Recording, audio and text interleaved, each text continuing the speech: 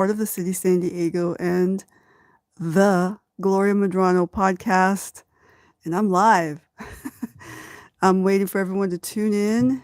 And um, so last week, we talked about expressed and repressed anger. So basically, unhealthy anger, the way that we express it in the wrong way, right?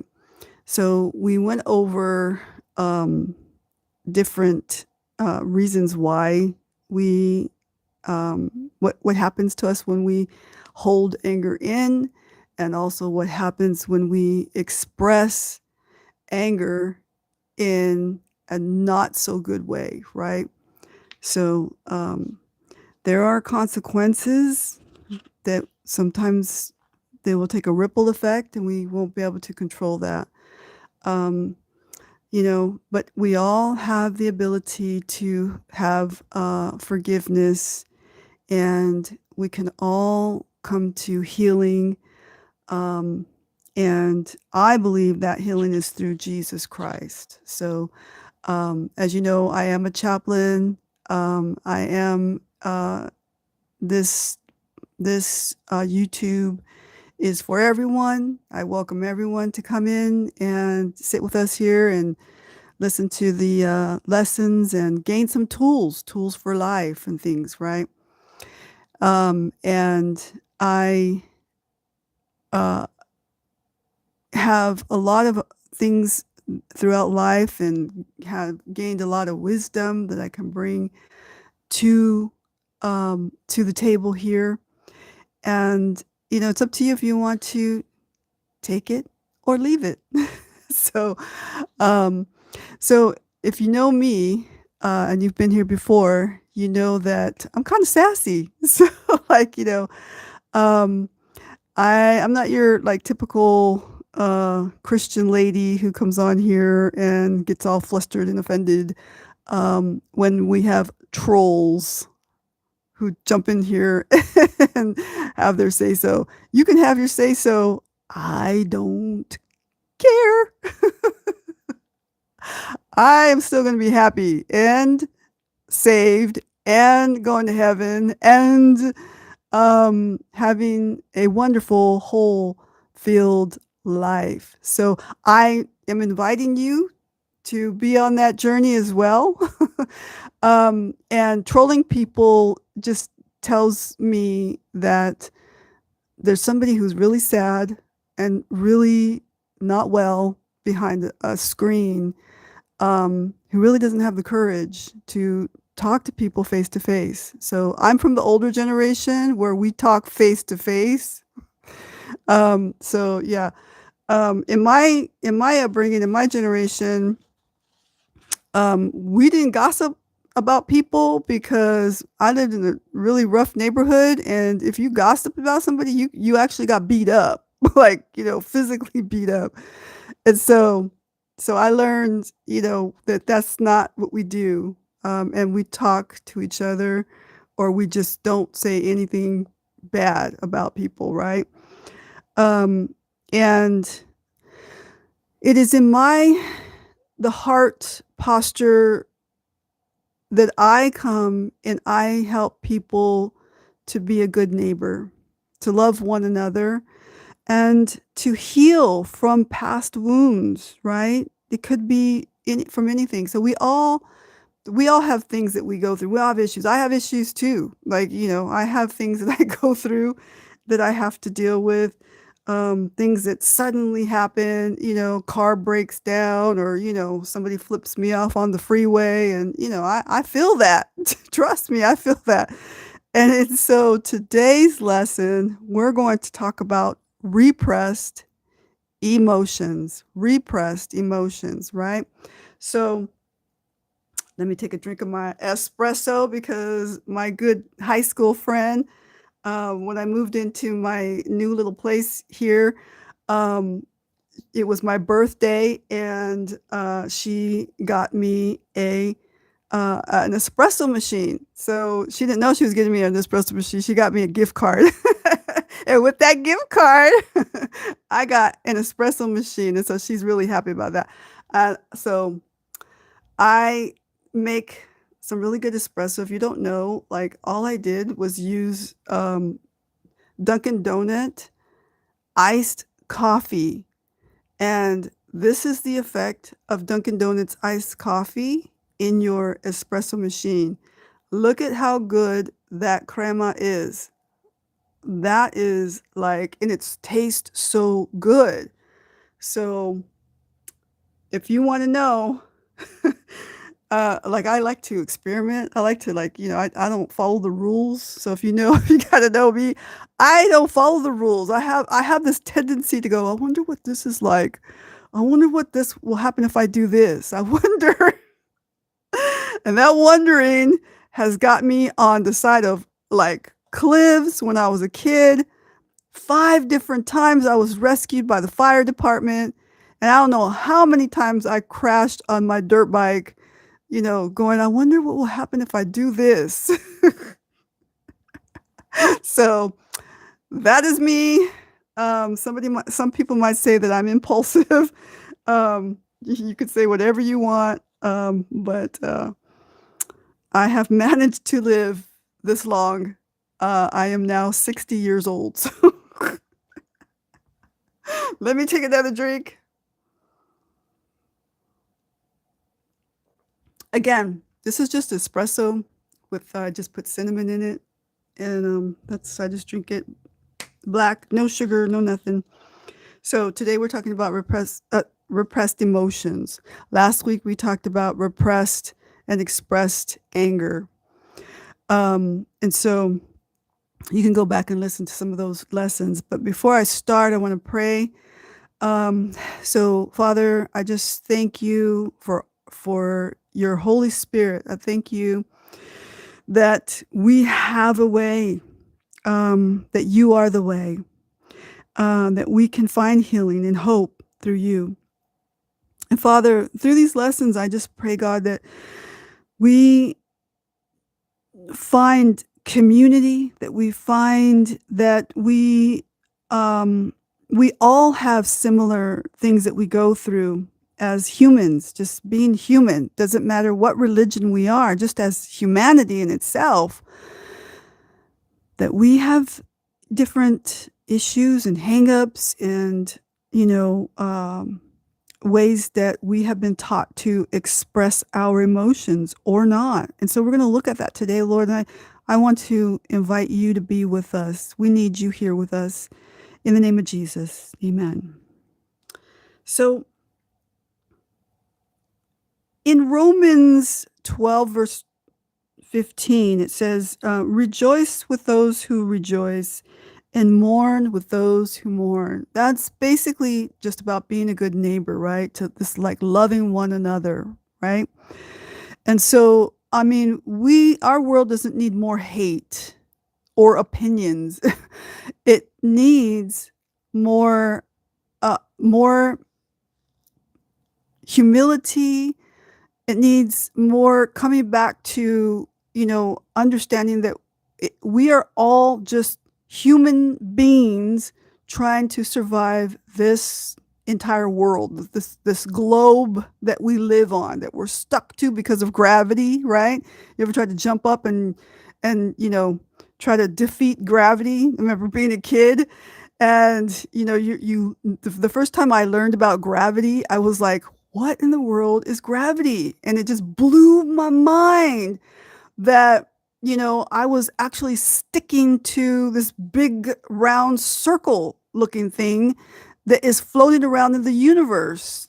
And that I'm like floating around, and sometimes I'm upside down, sometimes I'm right side up, and you don't know what if you're going up or down, right? So and some of the great explorers of the world thought that the world was flat, right? They had their imagination, and imagine that you didn't have all of the equipment and technology that we have today, or have never, we're the first explorers in the world, right? Imagine being that first person and saying, "Hey, I wanna really know what's out there. I wanna test this out." That's kinda like me. I love to explore, but, and so I remember, like, when I first learned about gravity, I was jumping up and down, like, the whole day going, "Why can't I, like, fly? Why can't I, like, float?" And, it was fascinating to me just as a little tiny kid that, I was sticking to this circle that when I first learned about all this, the world and the globe and what it looks like. So you may have done that too or not. Maybe I'm just a weird person.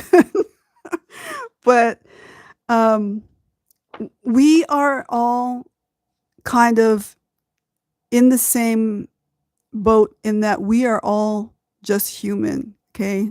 There's no one different. We're all human, but we come from all different ideologies and backgrounds and learnings and culture that say to us that this is who we are. This is the right way. And so, um, and I want to kind of just bring us out of all of that, just out of all what's right, what's wrong, and all of that, and just come into just being human. You're just human, right?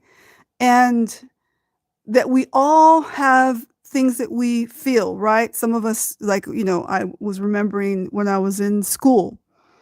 And, I remember, I was sick one day, and I think I was in the, I want to say I had just gone into junior high school, and it was my math teacher from elementary had transferred over to the junior high school, and he was then my math teacher in junior high school, and I was like, "Why do I have to have him again?" And, but I liked him, but, I was just like, you kinda wanna get away from that, right? You think you're big now, you're, like, grown.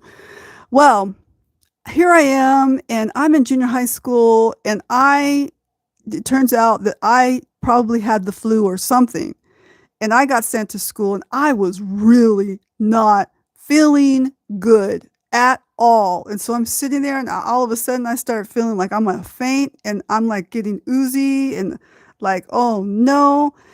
And in front of the whole class in junior high school, and I'm new to junior high school, I puked. I threw up. I got sick, and it just shot all over everything. And I was so embarrassed. I was horrified. The teacher sent me home, and I said, "I am never going back to class. I'm never going back to class. I am embarrassed. I don't want to go back." And um, and I was like painfully shy. And so, of course, I had to go back. I had to go back. Nobody really said anything. It kind of like was, I feel like my math teacher kind of like prepped everyone for when I came back, because he knew my history. He knew I was really shy because I had him in elementary. Now I have him again. And so that whole day he was very like, glad to have you back. And then, like, I wouldn't smile. I was kind of hiding way back in the back, and I was like, please don't give me any attention, because I knew he liked to like, call me out and stuff. And sure enough, he's like, "I don't see your smile. You have the best smile." And I was like, oh no, here we go. So emotions. How do you deal with emotions, right? Um, so sometimes, we go through life, right? And sometimes we have our first, you know, uh, as a child, we have our first, sadness that we realize, when we're just little babies, we don't have this realization that we're happy or sad or whatever. They're just that's just, you're just living. But then there's the age of kind of realization, kind of, something makes me laugh, and, something makes me sad, and I don't like that, or something makes me angry. And it's kind of maybe about the age of 5 and 6, maybe 4, but in that time of that kind of realization, sometimes those people that are caring for us, our parents or whoever it is that are caring for us, may have some input in that, right? So they may say, if you're a little boy and you feel some sadness and you want to cry, your fathers may have said, and this is very general with young boys, your father may have said, quit your crying, stop crying. Boys don't cry, right? And so you kind of learn to not cry, and definitely not cry in front of your father, right? um, and and then so you grow up, and now you're a grown man, and you don't know your emotions. There's no, like, you don't have any kind of um if there's some kind of a strong emotion, you don't know how to express it. And it's kind of clumsy and things, and can be kind of even dangerous, and even feelings of shame, because you're not sure if other men feel the same way, right? This doesn't generally happen with women. Girls are, more coddled, and like, oh, there, little girl, and come on, let me pick you up, it's okay if you cry, wipe your tears, so that would be girls. But then sometimes even with girls, that could be too much, and so now you know how to get attention. So now you're like using that for attention. And so we kind of come with all these learnt ways of being. And so, which can be all. So here's what I want you to know for sure. I'm not saying that that's right and wrong. I'm just saying, let's have an awareness of, um, how you feel. How do you deal with things, right? In that moment when you're faced with dealing with your boss, or, dealing with a spouse, or dealing with a child that is, even, they broke your really, you know, souvenir thing, and you saved that for, your whole life until you had kids, and now your kid is playing, and now they broke that thing, and now you are like freaked out. How do you deal with that? What are you going to do? Right? um so those are emotions, but sometimes we repress these emotions, we hold them in, and many people are very, like, stoic. They don't show any emotion at any time anyhow, and there's a lot of stress inside of them, and you can see it in their body. You can see it in the way that they carry themselves and things like that. So um, there has to be a place where um, we can express it in a healthy manner, a safe, healthy manner, which could be like going to the gym, which could be, talking to a friend or talking to a therapist or things like that, right? Um, but there are also times where, you don't express it all the time, right? Um, express your emotions all the time, but definitely it helps to know that it's okay. Emotions are given by God. If they weren't meant to be there, they wouldn't be put there. And there's a lot of weird things that Christians say um, about that, and about a lot of different things. But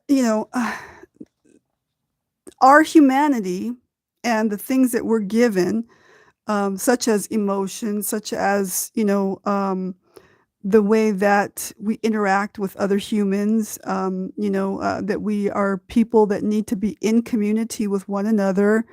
It is happy and healthy to be so. Um, and, you know, and there are some people that they like to be more alone, but there's still a need for community and family, right? And those are all okay. So, again, all I am doing is creating an awareness of how each of us individually deal with certain things, especially when it comes to um, repressed emotions, right? So, the most common emotion that we do repress is sadness and anger. And I can tell you a little story about that. You know, um, and this is kind of, more for women out there, but it also is for people who are grieving, people who, have had a loss. Excuse me. Um, so, I have lived a big, huge, massive life, okay? And my father was a massive figure in my family, and so, I loved him dearly. I got to do a lot of amazing things in life, as far as, like, being an athlete and things. There were some, things that ideologies and ideas, um, also because of his age, his upbringing and things, um, and it was kind of a limiting on me. So, um, he never believed that I could, you know, um, travel the world, for instance, and things like that. and uh, and I very much have, and still do today. Um, and that was something that just kind of blew his mind. Um, and he was because he was such a big figure in my life. When he died, um, I was really blessed in that because I was living overseas, and I was really blessed in that I was able to come back and spend 2 weeks with him, and in the 2 weeks that I was in America, he died. And so I'm really, like, really grateful that God gave me that time to be able to do that.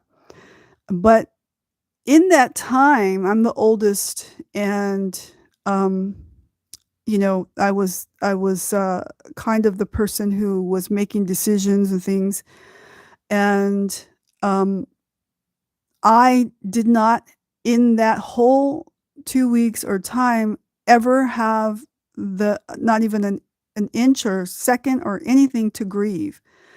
And so I was very much having a lot of repressed emotion.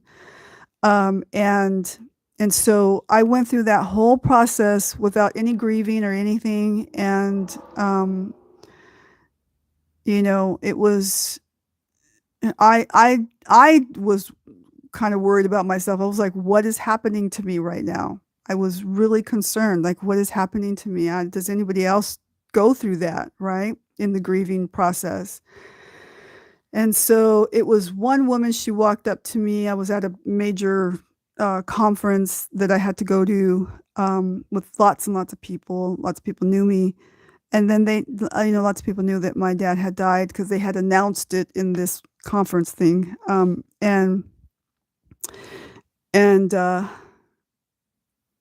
this lady walks up to me, a lady who I had known, and she said, "It's gonna come in waves." And I was like, "What? It's gonna come in waves?" You know? And I was mad at her because she was telling me how it was gonna go. And I was like, "You can't," like, I didn't want to know. I didn't want, like, I wasn't in that space in my mind. Um, and it's going to go like this, it's going to go like that. And so, I took it into consideration, but I was angry inside and I had still was repressing it. And, I was like, why am I reacting like that? I didn't understand what was happening to me. And so, it wasn't until I flew back to London and, um, you know, one day when all the kids were at school, and I was at home alone, I had, a flood of emotions. Like every emotion that you can imagine, like, I mean, as far as sadness and anger, came flooding through, right? So the grieving hit, and when it hit hard. And I was like, what is happening to me? Am I going crazy? Like, does this happen to anyone else? And so I cried and I cried and I cried and I cried the whole day. And then as soon as the kids came home, I shut it all off, did what I had to do. And then when they went to school the next day, I cried and I cried and I cried. This happened for 3 months. 3 months. And all the whole time I'm thinking, does this happen to anyone else? And at that time, I was taking a course. I was taking pastoral care and counseling at the university in London. And we had to do a role play. And we had to do a role play of something that was real, a real, like, we have to practice on each other how to counsel each other. Excuse me. And I had to do a real scene, a real, issue. And I chose, like, I picked some random dumb issue, I didn't pick anything serious.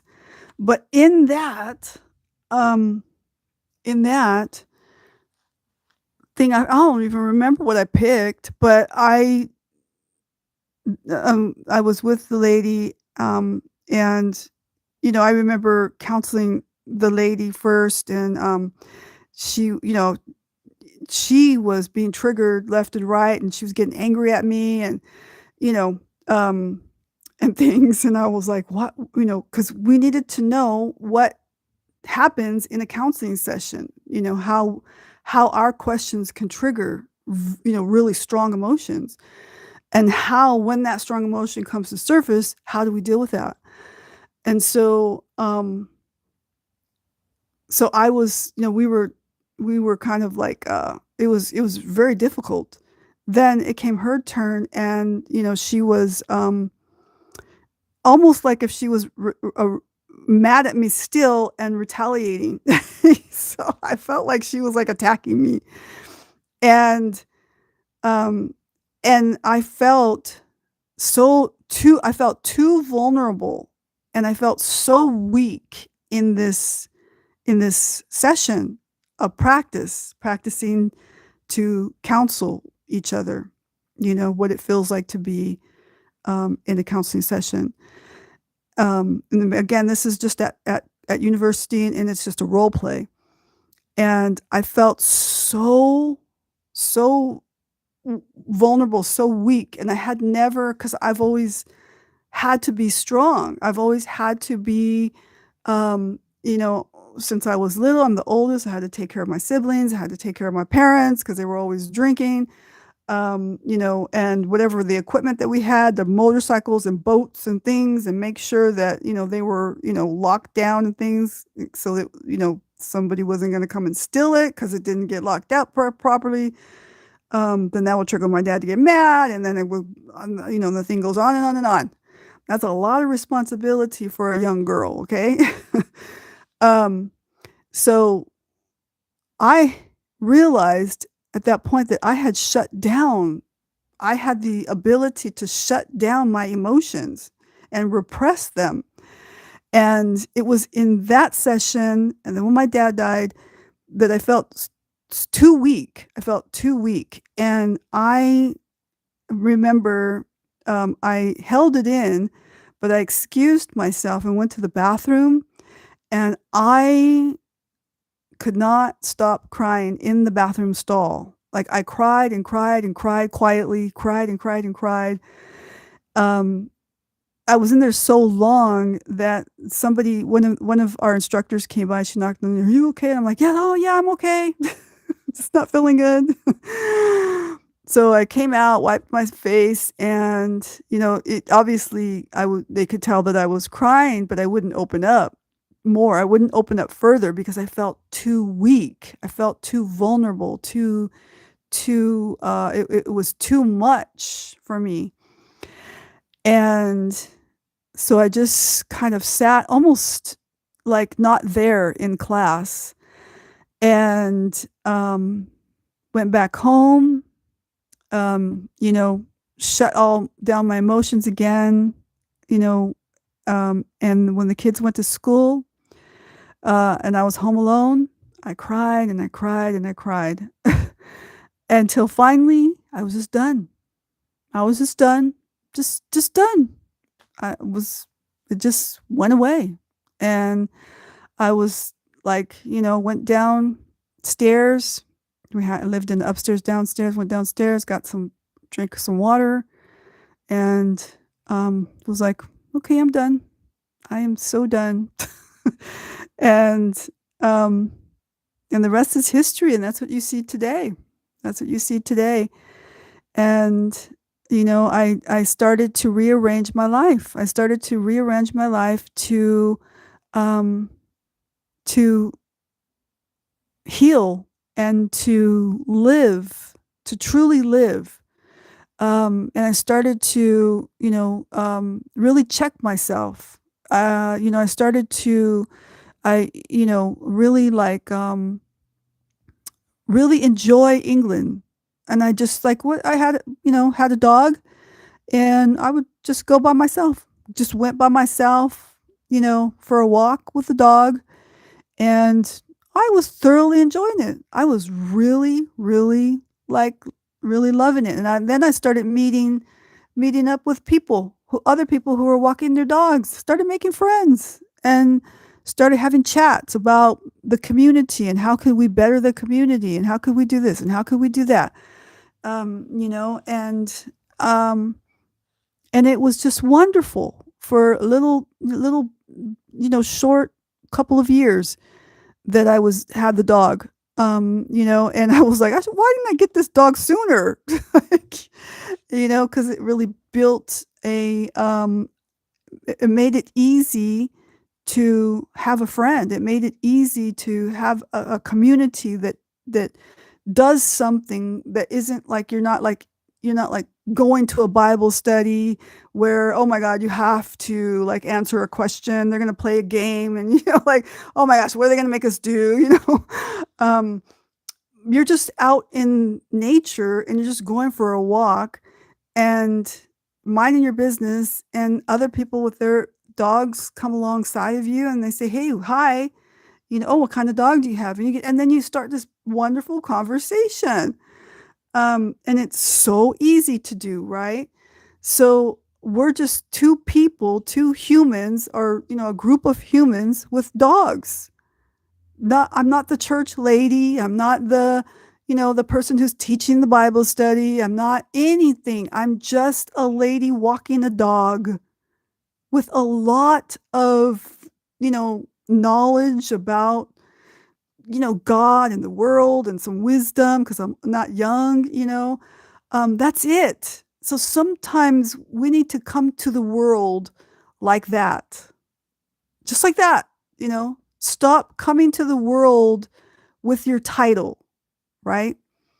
Because there's a lot of people out there who have some real repressed emotions, that really need a friend, not a pastor, not the church Bible study leader. They just need a friend. you know um and I remember I remember hearing this one lady years and years ago, when I was living in England. I'm 1995, and she was talking about this, and um, she was saying, I love to go to my hairdresser, you know. She doesn't know that I'm, this mega leader of a church. To her, I'm just, yeah, I'm not going to name the name of who this was, but to her, I'm just another person sitting in the chair, you know? And we have the best conversations about food and recipes and kids and even hairstyles and styles and what's next and things like that. And she says, and I'm not this mega church leader. I'm just that lady who sits in the chair and I get to be 100% myself. No judgment, no nothing, just that girl. That's it. And this lady, um, talks about how, she loved to go to the hairdresser. And it was at that point, those are all the things that make me learn, that have me learning, had me thinking and learning, what people go through and what did they do to um to help, help them have longevity in what they do, because being a mega church leader, it's a hard thing to do. And how do you have longevity in doing that? And so, those are all the things that just kind of I listened to. And I that reminded me when I was walking my dog, and I was like, I remember that lady saying what that feels like. It feels really good. You know what I mean? And then that made me want to go back to work. And so I got a job in England. I worked at Costco's in England. And I worked at Marks and Spencer's, and I also worked at the Royal Mail Company, which is like the post office.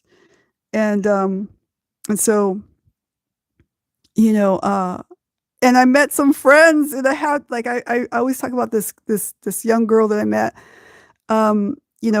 When she was working at Marks and Spencer's, she was just kind of like a teenager, like a uh, young adult teenager.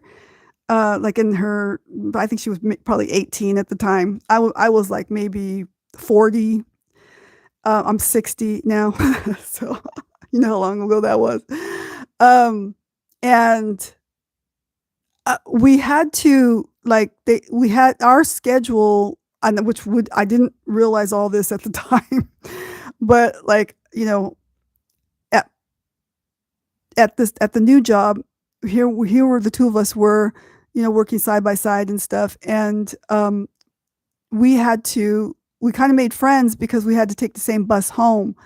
But the thing is that if we clock out too late, we're going to miss that last bus, and that's the last bus coming out of that little country shopping mall, okay?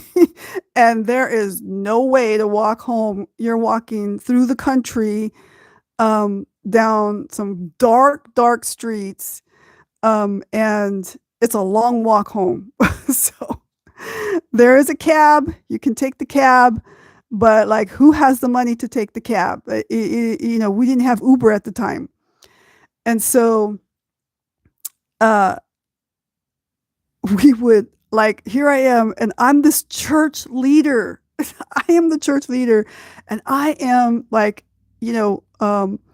I'm like telling this girl, clock out early, like close your cash register out, close it up, lock it up, and then we're gonna like jet out of here. Like, we're gonna like sneak out of here, right? Of course, there are, cameras, and they're watching us on the till.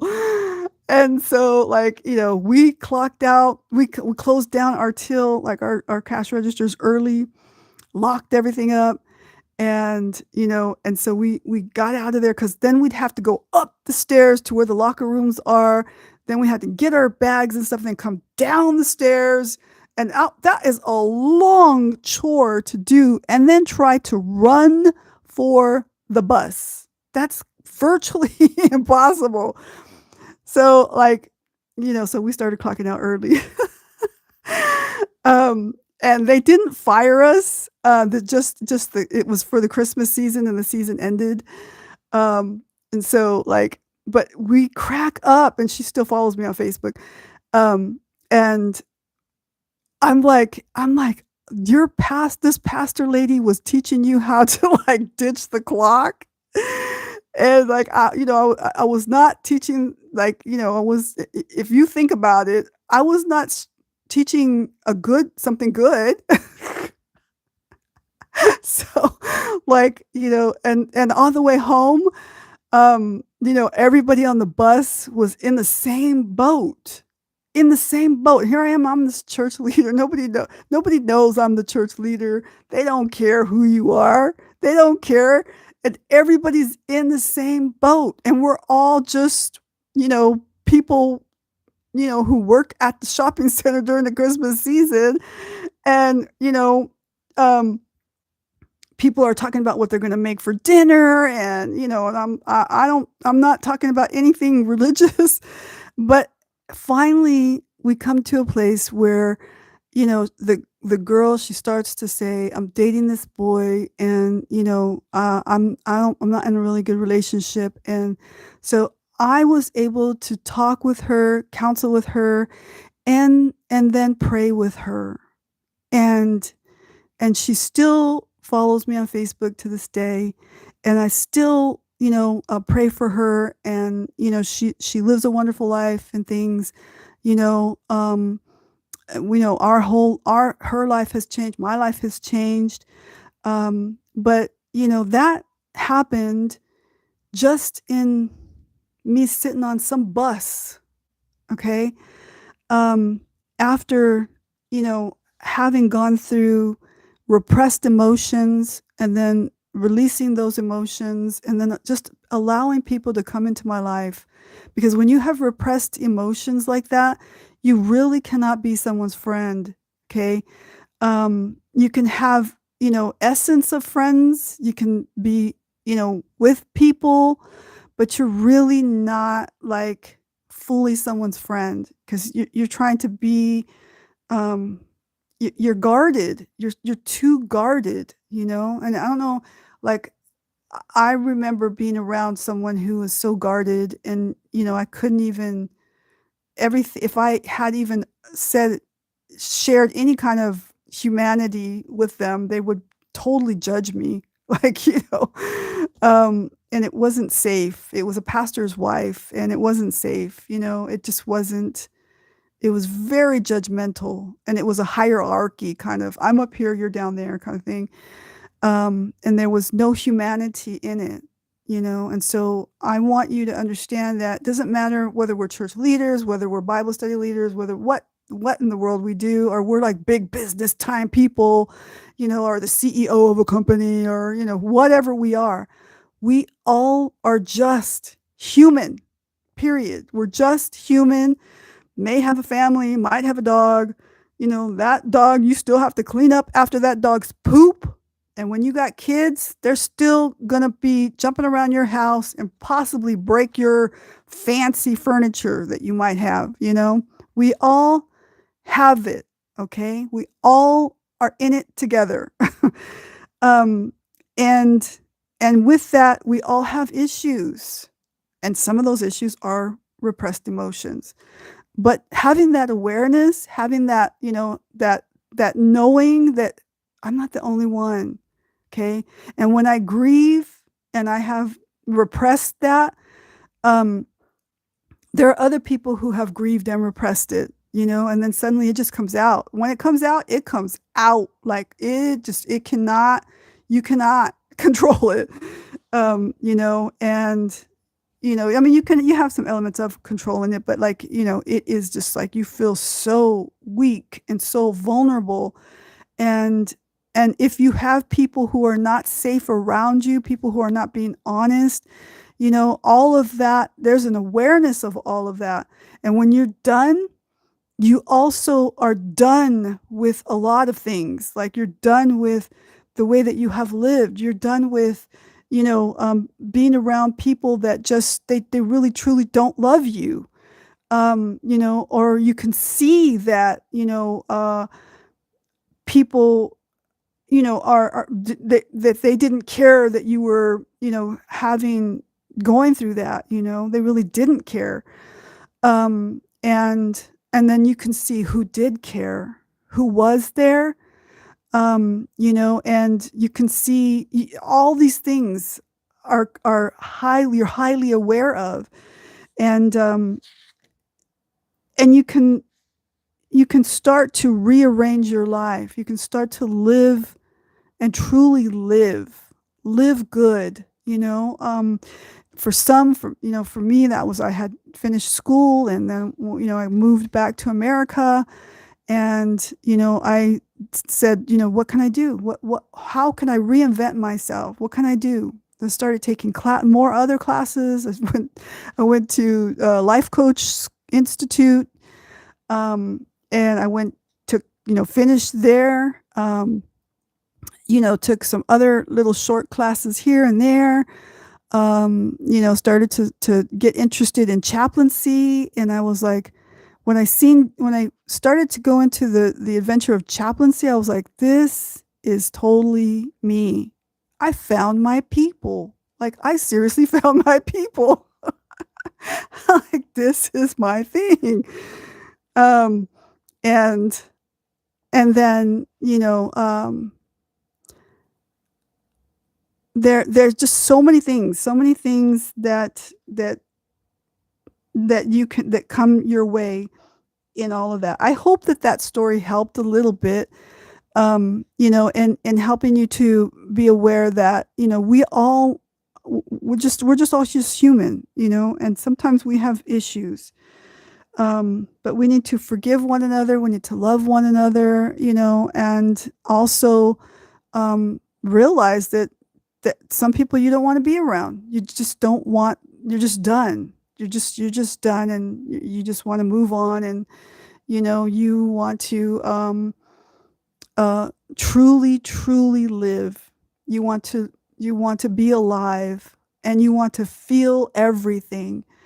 You want to feel what it's like when, you get in trouble. You want to feel that. You want to feel what it's like when you know, are successful and you get to be celebrated.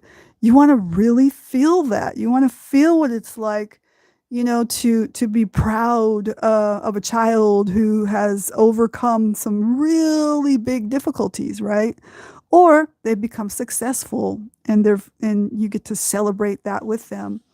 You want to feel what it's like to be a grandparent, and, be with your grandkids and watch, how they are and some of their personality, and you're amazed at, whoa, some of these things some of these abilities, or, the way that their interests are are are like genetic, and I have a granddaughter, and she's just like me. I'm like, wait, like, I never shared that I did this or that, and she's already like in it, or the way that she just is so adventurous, and she likes justice. She's very serious about the world, and its justice system. She wants to be go into forensics and stuff, and I'm like, whoa, like, if I was your age and I knew more about forensics, I probably would go into that. That would be something that I would be interested in. And so I'm really like excited and interested in when she goes into that, and want to know, like, question, I have lots of questions and stuff to talk about. So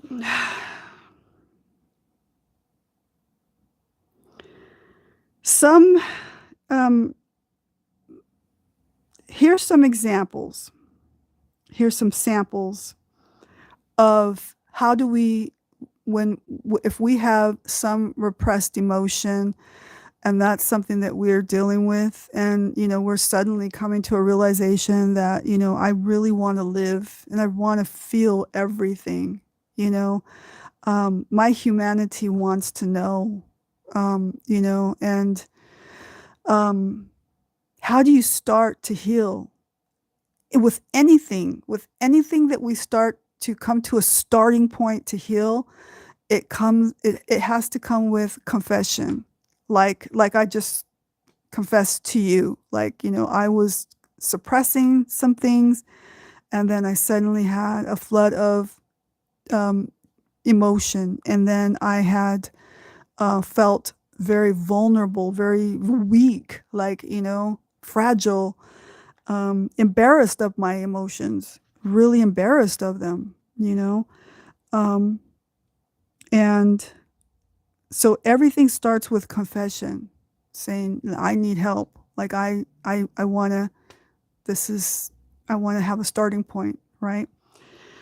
Um, to confess some things that people have confessed when it comes to repressed emotion is, I do numb my feelings. I numb my feelings. I don't allow myself to feel, especially when I'm going through something really, really big, too big for my brain to handle.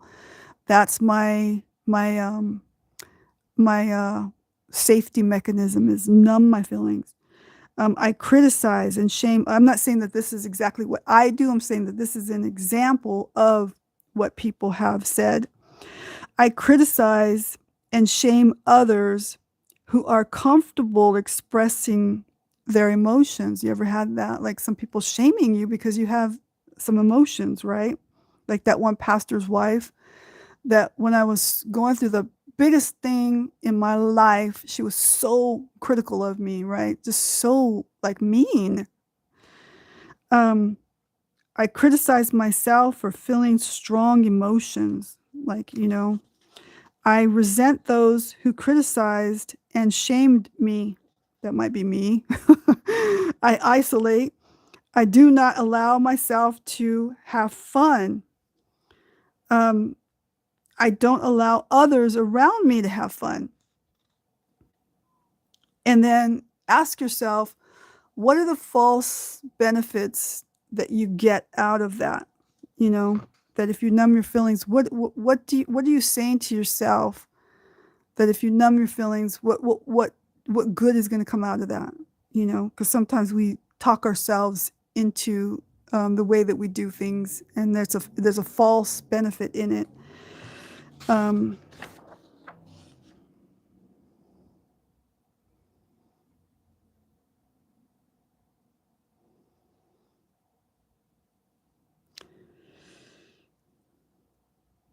so here's something that I want to kind of end with, is that some examples are, expressing emotions takes strength. Suppressing painful emotions also keeps us from feeling happy emotions. So if you even suppress the bad emotions, you're also suppressing the good emotions. So we're human. We are meant to feel everything. Jesus felt everything. Um,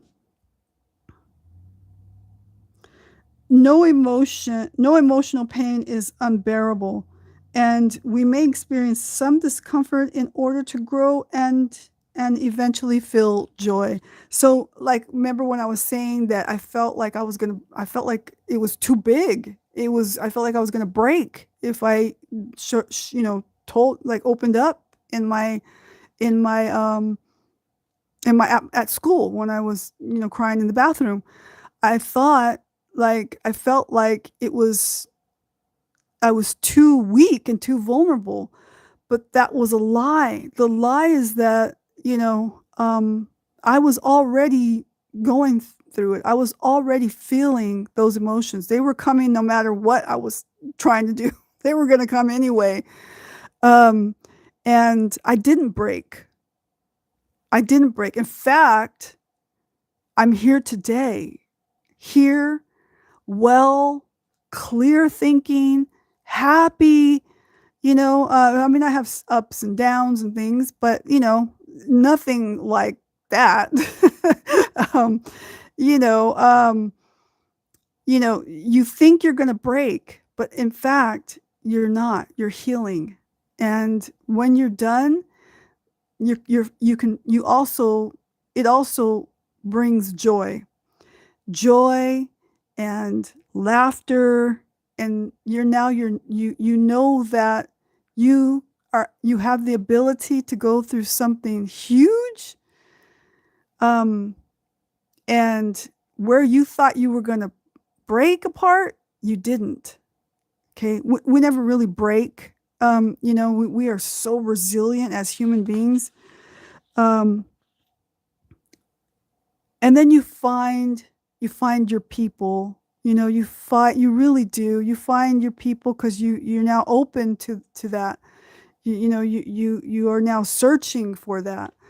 You are, where at one point you've repressed, and so you're just kind of like going with the flow kind of thing.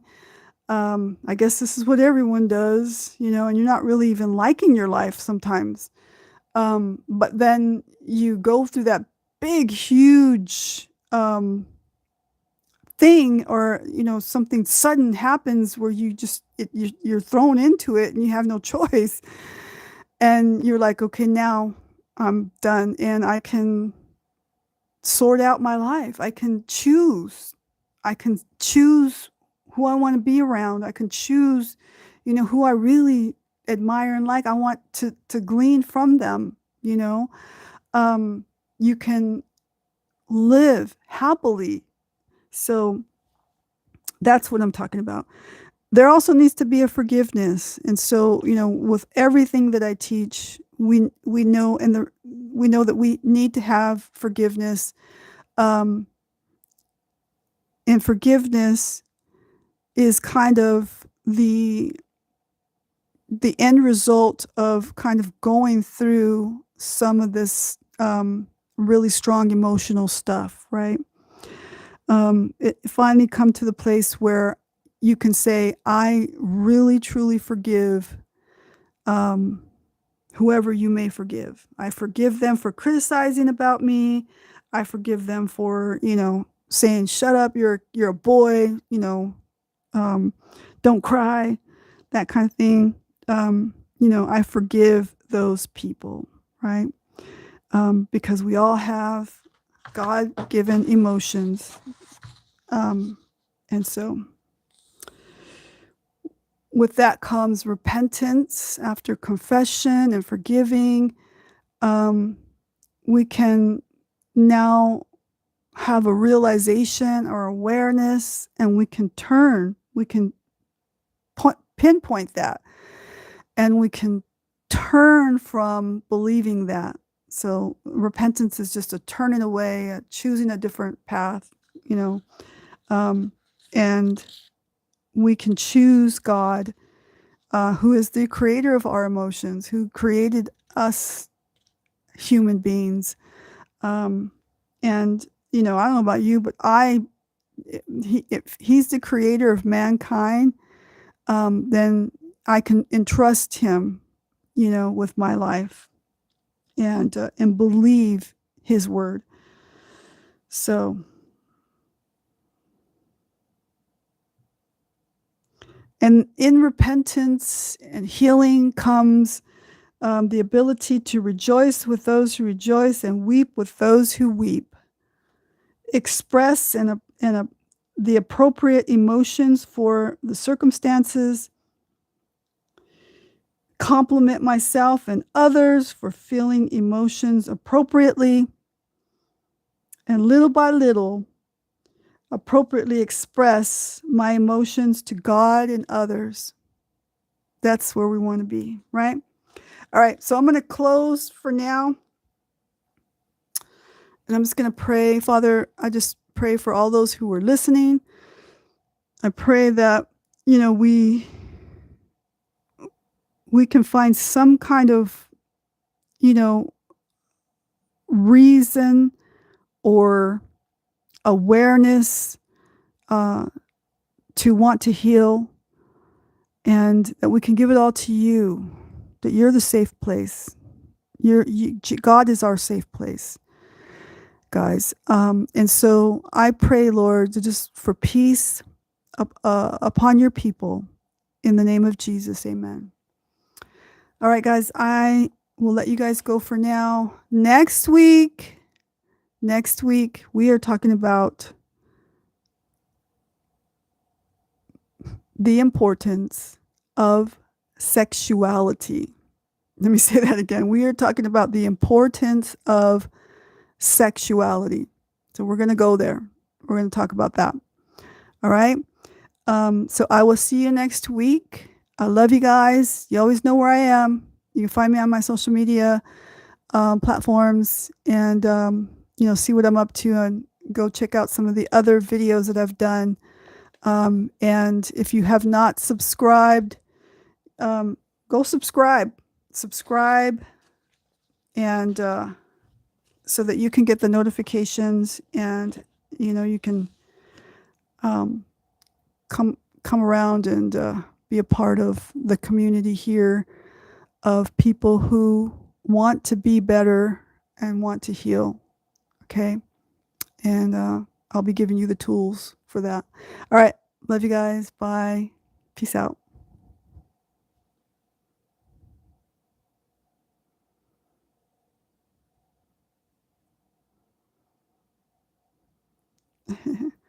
Oh my gosh. What am I seeing right here? Okay. Close.